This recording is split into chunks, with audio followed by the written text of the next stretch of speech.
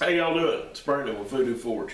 Now I'm in the middle of a big job right now that, thank heavens, I'm almost done with. But Cindy actually came out yesterday and helped me in the shop most of the day. She was sick a little bit in the morning, but then thank heavens she got feeling better. And she came out, and all we did yesterday was cut material.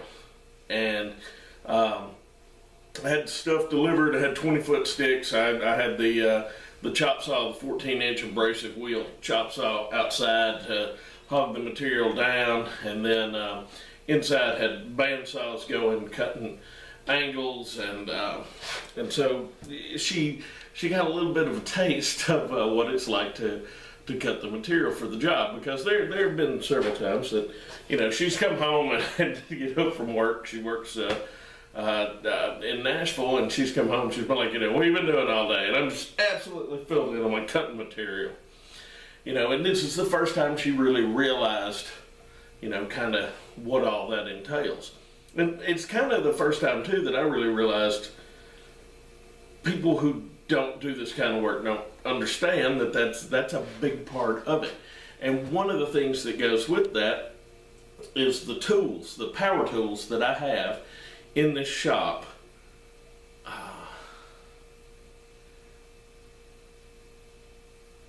7 of them? Yes, 7 of them are for cutting steel, cutting material. Hand tools, I've got a ton of those too for cutting steel. So a big part of whether it's blacksmithing or fabrication is cutting your material, cutting your stock. So I thought I'd do some videos on just saws, and I thought I would start with the big abrasive wheel 14-inch chop saw. We used it a ton over the last 2 days, and I've got to clean it up. It's about time to clean it up, so I thought I'd do a video cleaning it up and showing you how it works. So let's get this thing done. Alright, this is my chop saw. It's a 14-inch, it's a 1-inch arbor. I got the rigid.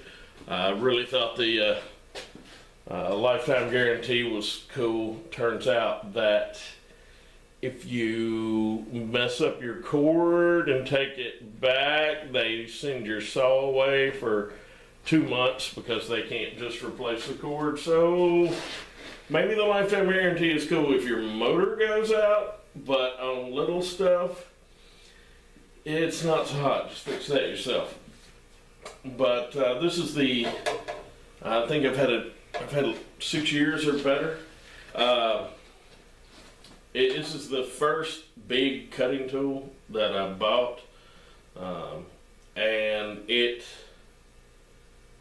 was my main cutting tool for a long time. You know, anything I had to cut, this is what I used. But I don't use it as much anymore. I was using this thing inside the shop, which is crazy because it's nasty.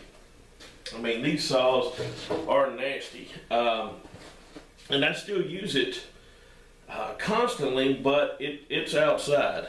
This tool gets used outside, because this abrasive material from the blade, it just gets everywhere. So we do that outside. And something else to watch out for. It's happened yesterday, and this has never happened before. It's outside cutting material, been cutting material all day, and apparently throwing sparks in this pile of grass and set the grass on fire. Had to use the fire extinguisher, and close call on that one. But this is a big nasty beast. But this breaks down material where I can bring it inside and cut it on cleaner saws. And I don't use this for little stuff. You know, if I've got, you know, anything down to like 5/8 solid stock, I'm not gonna use this unless I've got a whole bunch of it to cut. You know, I'll use the bandsaw if I've just got a little bit. What I had to cut for this job was a whole lot of this material. This is 1 3/4 inch schedule 40, and you know, cutting a whole bunch of this on this bad boy is no big deal.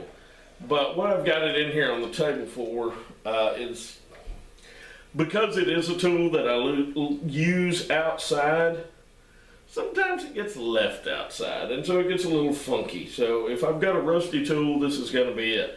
So a couple of times a year, I like to bring it in, pop everything off of it, off the base here, and clean it up, and then leave it alone, let it get funky again. But anyway, I thought I'd do that, and then tomorrow in the daylight I'll cut some material and show you how it cuts.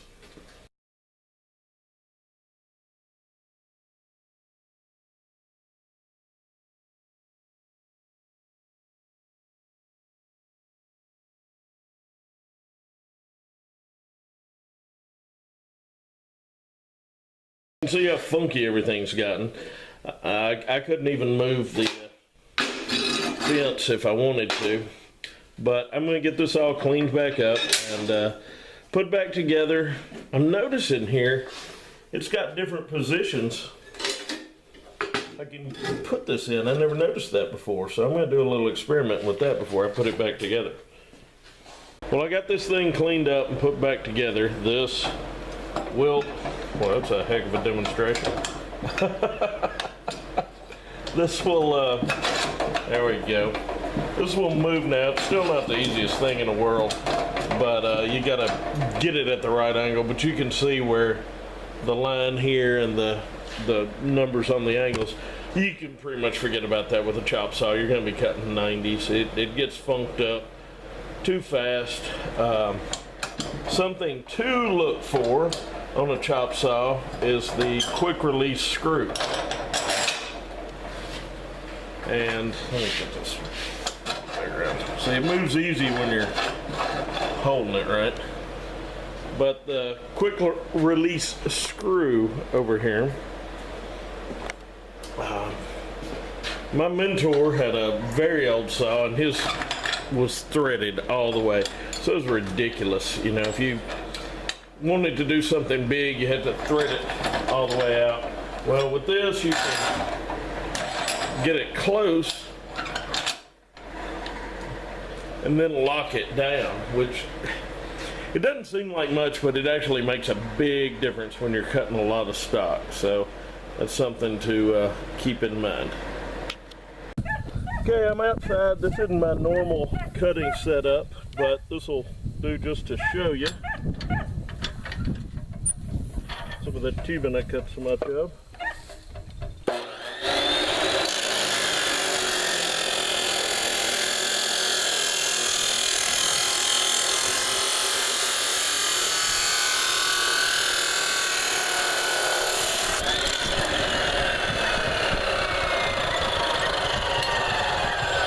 Like you can see, it makes a quick cut, but it's a ragged cut. It's sharp and it's hot, so keep that in mind.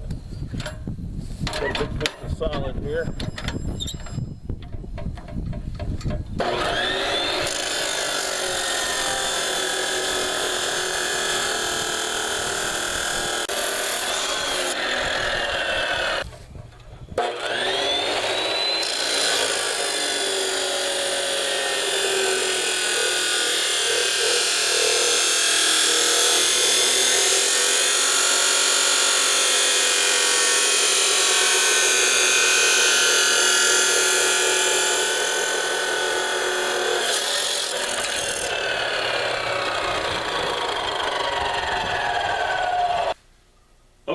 An abrasive chop saw. That's all there is to it. It's just a big abrasive wheel that goes around and cuts stuff. It's messy, it's loud, it can be dangerous.